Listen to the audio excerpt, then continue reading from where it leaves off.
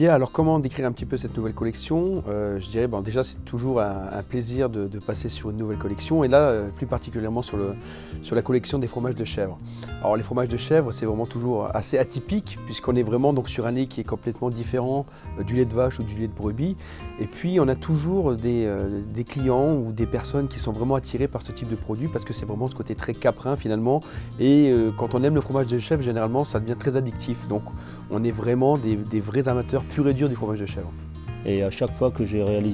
créé les recettes, je ne dis pas que ça a été plus compliqué, mais il y a eu vraiment une approche différente avec les différents ingrédients pour que justement le fromage de chèvre soit mis en avant, mais aussi pour ne pas dénaturer les produits qu'on utilise, pour que, même surtout sur les desserts, on revient toujours dans le sucré, hein, pour que vraiment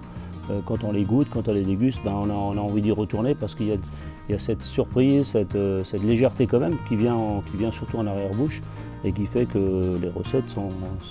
réussies, quoi. Alors, ce qui est très intéressant au niveau de la découpe de ces fromages, alors le rocamadour, petite pièce ici, on peut quasiment le couper uniquement en deux, le partager hein, quand on est en couple peut-être, même si on n'a pas envie forcément de fromage,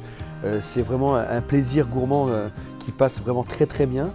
Ou bien également, si on passe sur le côté banon de Provence, vraiment ne pas hésiter quand on le présente à le présenter intégralement en fait comme il est, c'est-à-dire dans cette feuille de châtaignier avec son raffia, le couper, vraiment écarter délicatement en fait les feuilles de châtaignier et puis le couper en quartier tout simplement. C'est vraiment ici, je pense, le côté très traditionnel et puis la mise en valeur de ce fromage. En fait, on a fait beaucoup de recettes et je pense que quand les gens qui vont tester, qui vont les essayer aussi, ben, ils vont être surpris pour le résultat parce que c'est vraiment subtil.